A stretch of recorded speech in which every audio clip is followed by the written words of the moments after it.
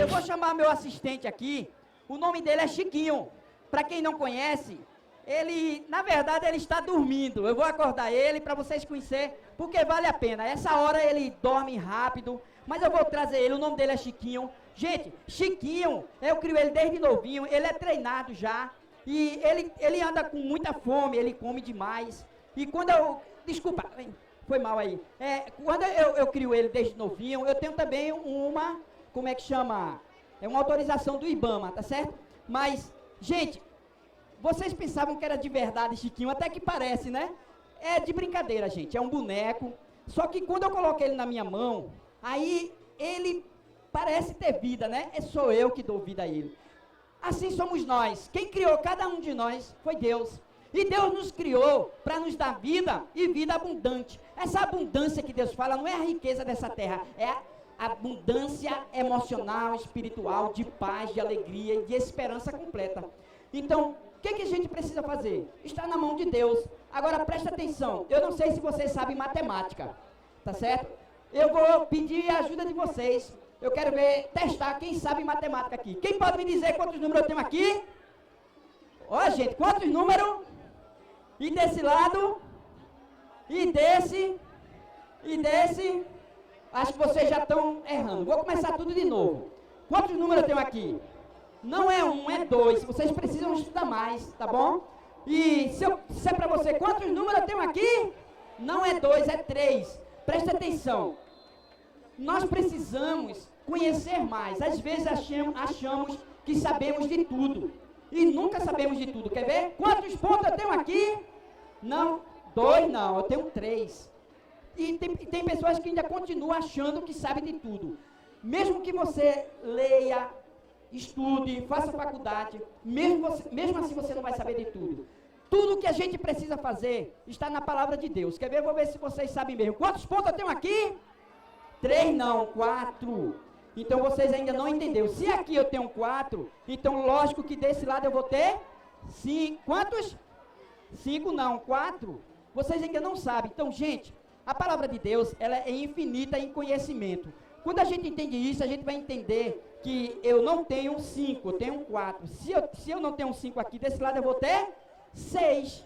Entendeu? Acho que vocês entenderam. Eu só queria ensinar um pouco essa mágica para vocês. Mas presta atenção. Eu vou contar algumas histórias para vocês. Essas histórias estão na Bíblia, tá? Estamos aqui para trazer esperança, uma história de esperança e de paz. A Bíblia é um livro cheio de história.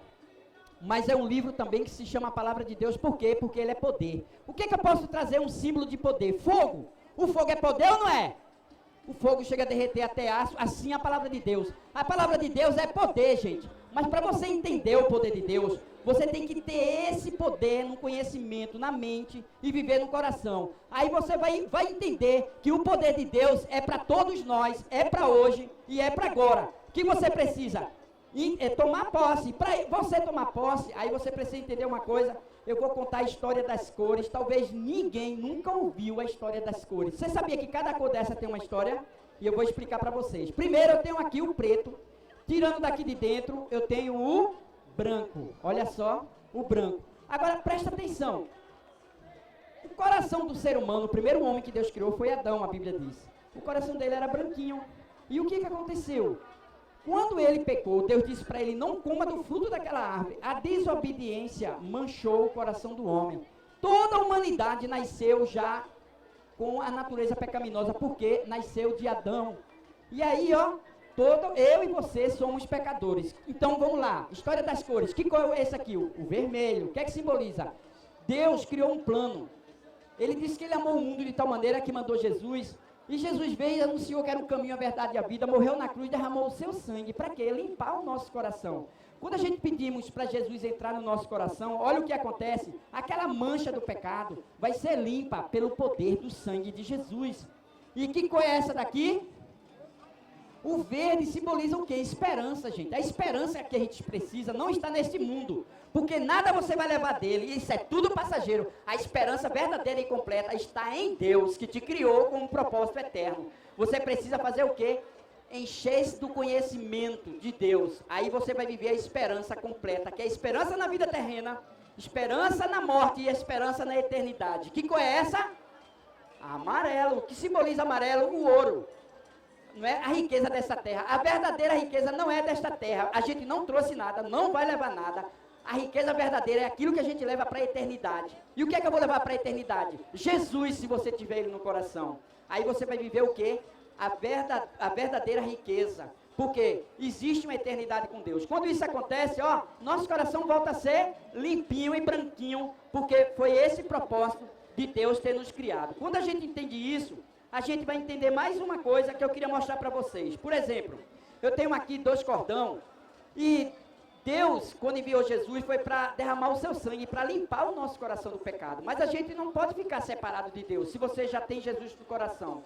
E se você tem, ou diz que tem, mas vive a sua própria vontade, e não a vontade de Deus, você consegue dar alguns nós na vida. Por isso que tem tanta gente, não é, com tantos problemas emocional, sentimental, familiar, não é? Diversidade de problemas. O que é que você precisa? Coloca todos esses nós na mão de Deus. Coloca também a tua vida na mão de Deus. Quando você faz isso, Deus tira todos os nós da tua vida e você volta a ser um com Ele. Sabe por quê? Porque foi para isso que Ele morreu por você. Aí você vai entender o propósito porque Deus te criou. Por exemplo, eu trouxe um pé de roseira aqui. Gente, um pé de roseira só tem sentido, você só deseja ter ele no seu jardim, se ele dá rosa. Porque uma roseira estéril, ela não cumpre o seu propósito. Deus nos criou com um propósito, e esse propósito é eterno. Se eu arrancasse todas as rosas da roseira, e eu perguntasse para você, no seu jardim, você plantaria um pé de roseira estéril? Tenho certeza que não. Por quê? Porque ela podia até ter folha, como mostrando que estava viva, verdinho, mas não está vivendo o propósito dela. Por quê? Porque o propósito que Deus criou uma roseira foi para dar rosa. O propósito que Deus nos criou foi para adorá-lo eternamente e desfrutá-lo por toda a eternidade.